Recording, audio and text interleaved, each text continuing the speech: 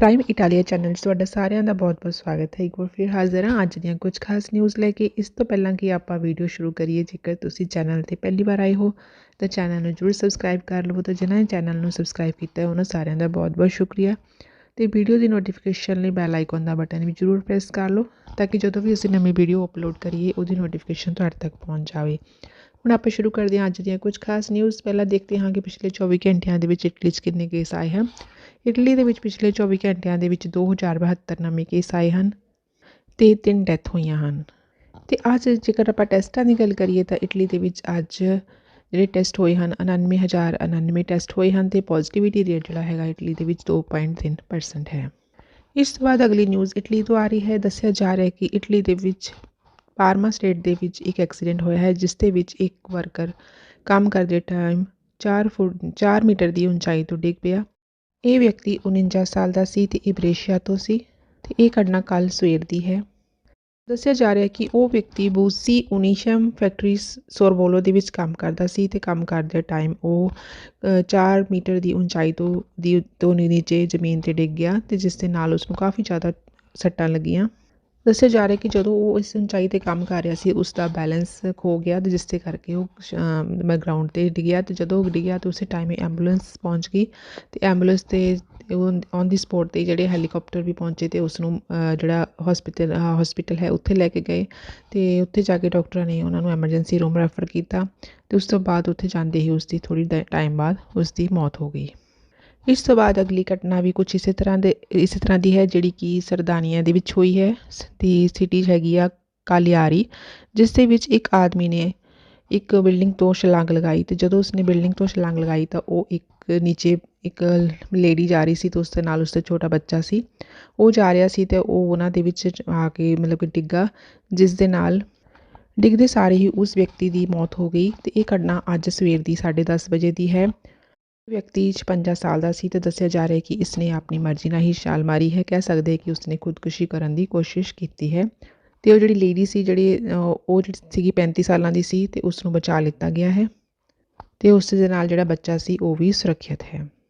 ਅਤੇ ਜਿਸ ਬਿਲਡਿੰਗ ਤੋਂ ਉਸ ਵਿਅਕਤੀ ਨੇ ਛਾਲ ਮਾਰੀ ਉਹ ਬਿਲਡਿੰਗ ਕਾਫੀ ਉੱਚੀ ਸੀ ਅਤੇ ਉਸਨੇ ਬਿਲਡਿੰਗ ਦੀ 7ਵੀਂ ਫਲੋਰ ਤੋਂ ਛਲਾਂਗ ਲਗਾਈ ਸੀ। ਇਸ ਤੋਂ ਬਾਅਦ ਅਗਲੀ ਨਿਊਜ਼ ਆ ਰਹੀ ਹੈ ਕਿ ਜਿਹੜੇ ਬੱਚਿਆਂ ਦੇ ਡਾਕਟਰ ਹੈ ਉਹਨਾਂ ਨੇ ਕਿਹਾ ਹੈ ਕਿ ਬੱਚੇ ਜਿਹੜੇ 2 ਸਾਲ ਤੋਂ ਉੱਤੇ ਹਨ, ਜਦ ਕਿ ਉਹਨਾਂ ਨੂੰ ਵੈਕਸੀਨ ਵੀ ਲੱਗੀ ਹੋਵੇ, ਉਸ ਤੋਂ ਬਾਅਦ ਵੀ ਕੋਵਿਡ ਦੇ ਲਈ ਪ੍ਰੋਟੈਕਸ਼ਨ ਦੇ ਲਈ ਉਹਨਾਂ ਨੂੰ ਸਕੂਲ ਦੇ ਵਿੱਚ ਮਾਸਕ ਲਗਾਉਣਾ ਜ਼ਰੂਰੀ ਹੈ ਅਤੇ ਜੋ ਵੀ ਸਟਾਫ ਕੰਮ ਕਰਦਾ ਹੈ ਉਹਨਾਂ ਨੂੰ ਵੀ, ਕਿਉਂਕਿ ਇਸ ਦੇ ਨਾਲ ਜਿਨ੍ਹਾਂ ਦੀ ਵੈਕਸੀਨ ਨਹੀਂ ਲੱਗੀ ਉਹਨਾਂ ਦੇ ਲਈ ਇਹ ਪ੍ਰੋਟੈਕਸ਼ਨ ਹੋਵੇਗੀ। ਇਹ ਓਪੀਨੀਅਨ ਬੱਚਿਆਂ ਦੀ ਜਿਹੜੀ ਅਮਰੀਕਨ ਅਕੈਡਮੀ ਹੈ ਉਹਨਾਂ ਨੇ ਦਿੱਤੀ ਹੈ। ਇਸ ਤੋਂ ਬਾਅਦ ਅਗਲੀ ਨਿਊਜ਼ ਆ ਰਹੀ ਹੈ ਰਿਮਨੀ ਤੋਂ, ਜਿੱਥੇ ਇੱਕ ਜੈਮਿਨ ਹੋਸਟਲ ਦੇ ਵਿੱਚ ਸਵੇਰ ਦੇ ਕਰੀਬ 4 ਵਜੇ ਇੱਕ ਅੱਗ ਲੱਗੀ, ਜਿਹੜੇ ਦੱਸਿਆ ਜਾ ਰਿਹਾ ਕਿ ਇਹ ਅੱਗ ਇੱਕ ਇਲੈਕਟ੍ਰੋਨਿਕ ਉਪਕਰਨ ਨੂੰ ਲੱਗੀ ਸੀ। ਇਸ ਹੋਸਟਲ ਦੇ ਵਿੱਚ 30 ਵਿਅਕਤੀ ਸਨ ਜਿਹੜੇ ਕਿ ਖਾਸ ਜਵਾਨ ਇਟਾਲੀਅਨ ਸੀ ਅਤੇ ਜਿਨ੍ਹਾਂ ਨੂੰ ਰਿਮਨੀ ਹਸਪੀਟਲ ਦੇ ਵਿੱਚੋਂ ਅੱਗ ਬੁਝਾਉਣ ਵਾਲੇ ਜਿਹੜੇ ਫਾਇਰ ਫਾਈਟਰਸ ਹੁੰਦੇ ਆ ਵਾਲੇ ਵਿਅਕਤੀਆਂ ਨੇ ਬਾਹਰ ਕੱਢਿਆ ਹੈ ਅਤੇ ਇਹਨਾਂ ਦੇ ਵਿੱਚੋਂ ਜਿਹੜੇ 4 ਸੀਗੇ ਉਹਨਾਂ ਨੂੰ ਰਿਮਨੀ ਦੇ ਹਸਪਤਾਲ ਦੇ ਵਿੱਚ ਲਿਜਾਇਆ ਗਿਆ ਅਤੇ ਬਾਕੀ ਹੋਰ ਜਿਹੜੇ 16 ਸੀਗੇ ਉਹਨਾਂ ਨੂੰ ਮੈਡੀਕਲ ਸਟਾਫ ਦੁਆਰਾ ਮੌਕੇ 'ਤੇ ਹੀ ਉਹਨਾਂ ਦਾ ਨਿਰੀਖਣ ਕੀਤਾ ਗਿਆ ਅਤੇ ਜਿਨ੍ਹਾਂ ਨੂੰ ਕੋਈ ਸੱਟ ਨਹੀਂ ਲੱਗੀ ਸੀ। ਦੱਸਿਆ ਜਾ ਰਿਹਾ ਹੈ ਕਿ ਜਦੋਂ ਇਹ ਅੱਗ ਲੱਗੀ ਉਦੋਂ ਰਿਮਨੀ ਹੋਸਟਲ ਦੇ ਸਾਰੇ ਜਿਹੜੇ ਮਹਿਮਾਨ ਸੀ, ਜੋ ਗੈਸਟ ਸੀਗੇ, ਸਾਰੇ ਕਮਰਿਆਂ ਵਿੱਚ ਸੀ, ਜਦ ਕਿ ਸਿਰਫ ਜਿਹੜੇ ਬਾਹਰ ਸਿਕਿਉਰਿਟੀ ਗਾਰਡ ਹੁੰਦੇ ਆ ਉਹੀ ਡਿਊਟੀ 'ਤੇ ਸੀ। ਅਤੇ ਜਦੋਂ ਅੱਗ ਲੱਗੀ ਤਾਂ ਉਹਨਾਂ ਨੇ ਜਿਹੜਾ ਫਾਇਰ ਬ੍ਰਿਗੇਡ ਜਿਹੜਾ ਸਿਸਟਮ ਹੁੰਦੇ ਆ ਬਿਲਡਿੰਗਸ ਦੇ ਵਿੱਚ ਅੱਗ ਬੁਝਾਉਣ ਵਾਲੇ ਯੰਤਰ ਉਹਨਾਂ ਨੂੰ ਚਾਲੂ ਕੀਤਾ ਅਤੇ ਜਿਸ ਦੇ ਨਾਲ ਲੋਕ ਰਿਸੈਪਸ਼ਨ ਦੇ ਰਸਤੇ ਰਾਹੀਂ ਬਚ ਕੇ ਬਾਹਰ ਨਿਕਲਣ ਦੀ ਕੋਸ਼ਿਸ਼ ਕਰਨ ਲੱਗੇ, ਜਿੱਥੋਂ ਅੱਗ ਦੀਆਂ ਲਪਟਾਂ ਸ਼ੁਰੂ ਹੋਈਆਂ ਸਨ। ਦੱਸਿਆ ਜਾ ਰਿਹਾ ਕਿ ਅੱਗ ਬੁਝਾਉਣ ਦੇ ਵਿੱਚ ਲਗਭਗ 4 ਘੰਟੇ ਲੱਗੇ ਅਤੇ ਇਸ ਹੋਸਟਲ ਦੀ ਜਿਹੜੀ ਸਭ ਤੋਂ ਨਿਚਲੀ ਮੰਜ਼ਿਲ ਹੈ ਉਸਨੂੰ ਬੰਦ ਕਰ ਦਿੱਤਾ ਗਿਆ ਹੈ। ਇਸ ਤੋਂ ਬਾਅਦ ਅਗਲੀ ਨਿਊਜ਼ ਅਮਰੀਕਾ ਤੋਂ ਆ ਰਹੀ ਹੈ। ਅਮਰੀਕਾ ਦੇ ਮਿਆਮੀ ਦੇ ਵਿੱਚ ਇੱਕ ਹੈਰਾਨ ਕਰਨ ਦੇਣ ਵਾਲੀ ਘਟਨਾ ਸਾਹਮਣੇ ਆਈ ਹੈ। ਦੱਸਿਆ ਜਾ ਰਿਹਾ ਇੱਥੇ ਇੱਕ ਮਹਿਲਾ ਨੇ 2 ਸਾਲ ਦੀ ਮਾਸੂਮ ਬੱਚੀ ਨੂੰ ਕਾਰ ਦੇ ਵਿੱਚ ਲੌਕ ਕਰਕੇ ਭੁੱਲ ਗਈ ਅਤੇ ਜਦੋਂ 7 ਘੰਟਿਆਂ ਬਾਅਦ ਵਾਪਸ ਪਰਤੀ ਤਾਂ ਉਦੋਂ ਤੱਕ ਬੱਚੀ ਦੀ ਮੌਤ ਹੋ ਚੁੱਕੀ ਸੀ, ਜਿਸ ਦੇ ਬਾਅਦ ਪੁਲਿਸ ਨੇ ਉਸ ਔਰਤ ਨੂੰ ਗ੍ਰਿਫਤਾਰ ਕਰ ਲਿੱਤਾ ਹੈ। ਦੱਸਿਆ ਜਾ ਰਿਹਾ ਕਿ ਉਸ ਔਰਤ ਦੀ ਜ਼ਿੰਮੇਵਾਰੀ ਬੱਚੀ ਨੂੰ ਡੇ ਕੇਅਰ ਦੇ ਵਿੱਚ ਲਿਜਾਣ ਦੀ ਸੀ ਅਤੇ ਸ਼ੁੱਕਰਵਾਰ ਨੂੰ ਜਦੋਂ ਬੱਚੀ ਨੂੰ ਲੈ ਕੇ ਗਈ ਤਾਂ ਡੇ ਕੇਅਰ ਸੈਂਟਰ ਖੁੱਲ੍ਹਾ ਨਾ ਹੋਣ ਕਰਕੇ ਉਹ ਬੱਚੀ ਨੂੰ ਆਪਣੇ ਘਰ ਲੈ ਗਈ, ਪਰ ਵੈਨ ਦੇ ਵਿੱਚ ਬੱਚੀ ਨੂੰ ਭੁੱਲ ਗਈ ਅਤੇ ਆਪ ਲੌਕ ਲਗਾ ਕੇ ਆਪ ਅੰਦਰ ਚਲ ਗਈ ਅਤੇ ਬੱਚੀ ਦੇ ਸੀਟ ਬੈਲਟ ਬੰਨੀ ਹੋਈ ਸੀ। 7 ਘੰਟੇ ਬਾਅਦ ਜਦੋਂ ਉਸਨੇ ਵਾਪਸ ਆ ਕੇ ਕਾਰ ਖੋਲ੍ਹੀ ਤਾਂ ਉਸ ਦੇਖਿਆ ਕਿ ਉਸ ਬੱਚੀ ਦੀ ਮੌਤ ਹੋ ਚੁੱਕੀ ਸੀ ਅਤੇ ਜਾਣਕਾਰੀ ਦੇ ਮੁਤਾਬਕ 30 ਡਿਗਰੀ ਸੈਲਸੀਅਸ ਜ਼ਿਆਦਾ ਟੈਂਪਰੇਚਰ ਹੋਣ ਕਰਕੇ ਕਾਰ ਦੇ ਵਿੱਚ ਬੈਠੀ ਬੱਚੀ ਦੀ ਹਾਲਤ ਖ਼ਰਾਬ ਹੋਣ ਲੱਗ ਪਈ ਅਤੇ ਜਿਸ ਦੇ ਕਰਕੇ ਉਸ ਦੀ ਮੌਤ ਹੋ ਗਈ। ਪੁਲਿਸ ਦੇ ਮੁਤਾਬਕ ਜਿਹੜੀ ਮਹਿਲਾ ਸੀ ਉਹ ਬੱਚੀ ਦੀ ਲਾਸ਼ ਨੂੰ ਲੈ ਕੇ ਉਸਦੇ ਘਰ ਪਹੁੰਚੀ ਅਤੇ ਜਿੱਥੋਂ ਪੁਲਿਸ ਨੇ ਬੱਚੀ ਦੀ ਲਾਸ਼ ਨੂੰ ਪੋਸਟਮਾਰਟਮ ਲਈ ਭੇਜ ਦਿੱਤਾ ਅਤੇ ਉਸ ਨੂੰ ਗ੍ਰਿਫਤਾਰ ਕਰ ਲਿੱਤਾ ਗਿਆ ਅਤੇ ਉਸ ਔਰਤ ਨੂੰ ਜੁਰਮਾਨਾ ਵੀ ਲਗਾਇਆ ਗਿਆ ਹੈ। ਇਸ ਤੋਂ ਬਾਅਦ ਅਗਲੀ ਨਿਊਜ਼ ਆ ਰਹੀ ਹੈ ਫਲਾਈਟਸ ਦੇ ਬਾਰੇ। ਕੈਨੇਡਾ ਸਰਕਾਰ ਨੇ ਭਾਰਤ ਦੀਆਂ ਜਿਹੜੀਆਂ ਡਾਇਰੈਕਟ ਫਲਾਈਟਸ ਹੈਗੀਆਂ ਆ ਉਸ 'ਤੇ ਲੱਗੀ ਪਾਬੰਦੀ ਨੂੰ 30 ਦਿਨਾਂ ਲਈ ਹੋਰ ਵਧਾ ਦਿੱਤਾ ਹੈ। ਇਹ ਪਾਬੰਦੀ 21 ਜੁਲਾਈ ਨੂੰ ਖਤਮ ਹੋਣ ਵਾਲੀ ਸੀ ਅਤੇ ਹੁਣ ਇਹ 21 ਅਗਸਤ ਤੱਕ ਲਾਗੂ ਰਹੇਗੀ।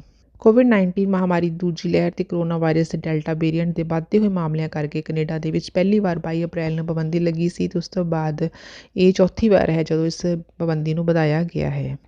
ਨਾਲ ਹੀ ਕੈਨੇਡਾ ਨੇ ਇਨਡਾਇਰੈਕਟ ਰੂਟ ਜ਼ਰੀਏ ਭਾਰਤ ਤੋਂ ਕੈਨੇਡਾ ਜਾਣ ਵਾਲੇ ਯਾਤਰੀਆਂ ਜਿਵੇਂ ਕਹਿ ਰਹੇ ਸੀ ਕਿ ਥਰਡ ਕੰਟਰੀ ਦੇ ਥਰੂ ਉਹ ਕੋਵਿਡ ਟੈਸਟ ਕਰਵਾ ਕੇ ਆਪਣੀ ਜਾ ਸਕਦੇ ਆ ਕੈਨੇਡਾ, ਅਤੇ ਇਹਦੀ ਜਿਹੜੀ ਇਸ ਨਾਲ ਸੰਬੰਧਿਤ ਜ਼ਰੂਰਤ ਨੂੰ ਵੀ ਕੈਨੇਡਾ ਦੀ ਸਰਕਾਰ ਨੇ ਵਧਾ ਦਿੱਤਾ ਹੈ। ਜਿਸ ਤਰ੍ਹਾਂ ਕੈਨੇਡਾ ਦੀ ਲਈ ਰਵਾਨਗੀ ਦੇ ਦੂਸਰੇ ਪੁਆਇੰਟ ਮਤਲਬ ਕਿ ਦੂਸਰੇ ਸ਼ਹਿਰ ਤੋਂ ਜੁੜਨ ਵਾਲੇ ਭਾਰਤ ਦੇ ਯਾਤਰੀਆਂ ਨੂੰ ਕੈਨੇਡਾ ਦੇ ਲਈ ਆਪਣੀ ਯਾਤਰਾ ਜਾਰੀ ਰੱਖਣ ਤੋਂ ਪਹਿਲਾਂ ਇੱਕ ਜ਼ਰੂਰੀ pre departure Covid negative RT-PCR test ਦੀ ਜ਼ਰੂਰਤ ਹੋਵੇਗੀ ਅਤੇ ਇਹ ਉਦੋਂ ਐਲਾਨ ਹੋਇਆ ਸੀ ਜਦੋਂ ਕੈਨੇਡਾ ਨੇ ਦੇਸ਼ ਵਿੱਚ ਯਾਤਰਾ ਪਾਬੰਦੀਆਂ ਵਿੱਚ ਢਿੱਲ ਦੇਣ ਦਾ ਉਪਾਅ ਕੀਤਾ ਸੀ। ਇਸ ਤੋਂ ਬਾਅਦ ਅਗਲੀ ਨਿਊਜ਼ ਆਸਟ੍ਰੇਲੀਆ ਤੋਂ ਆ ਰਹੀ ਹੈ। ਆਸਟ੍ਰੇਲੀਆ ਦੇ ਸਿਡਨੀ ਦੇ ਵਿੱਚ ਲਗਾਤਾਰ ਕੋਵਿਡ ਦੇ ਕੇਸਿਸ ਆ ਰਹੇ ਹਨ ਅਤੇ ਪਿਛਲੇ 24 ਘੰਟਿਆਂ ਦੇ ਵਿੱਚ ਇੱਥੇ 78 ਨਵੇਂ ਕੇਸਿਸ ਆਏ ਸਨ। ਚਾਹੇ ਇਹਨਾਂ ਦੀ ਗਿਣਤੀ ਘੱਟ ਹੈ ਪਰ ਫਿਰ ਵੀ ਇਹ ਕਾਬੂ ਵਿੱਚ ਨਹੀਂ ਆ ਰਹੇ। ਇਸ ਲਈ ਉੱਥੇ ਦੀ ਗਵਰਨਮੈਂਟ ਨੇ ਕਿਹਾ ਕਿ ਲੋਕਾਂ ਨੂੰ ਅਜੇ ਵੀ ਆਪਣੀ ਜ਼ਿੰਮੇਵਾਰੀ ਨੂੰ ਸਮਝਣਾ ਚਾਹੀਦਾ ਹੈ। ਇਸੇ ਤਰ੍ਹਾਂ ਅਗਲੀ ਨਿਊਜ਼ ਆ ਰਹੀ ਹੈ ਕਿ ਕੈਨੇਡਾ ਸਰਕਾਰ ਨੇ 7 ਸਤੰਬਰ ਨੂੰ ਪੂਰੀ ਤਰ੍ਹਾਂ ਵੈਕਸੀਨੇਸ਼ਨ ਕਰਵਾ ਗਏ ਲੋਕਾਂ ਨੂੰ ਆਪਣੇ ਦੇਸ਼ ਦਾ ਬਾਰਡਰ ਖੋਲ੍ਹਣ ਦੇਣ ਦਾ ਐਲਾਨ ਕੀਤਾ ਹੈ ਅਤੇ ਇੱਕ ਬਿਆਨ ਵਿੱਚ ਕਿਹਾ ਗਿਆ ਹੈ ਕਿ 7 ਸਤੰਬਰ 2021 ਤੱਕ ਦੇਸ਼ ਦੇ ਬਾਰਡਰ ਨੂੰ ਇੰਟਰਨੈਸ਼ਨਲ ਟੂਰਿਜ਼ਮ ਲਈ ਖੋਲ੍ਹ ਦਿੱਤਾ ਜਾਵੇਗਾ।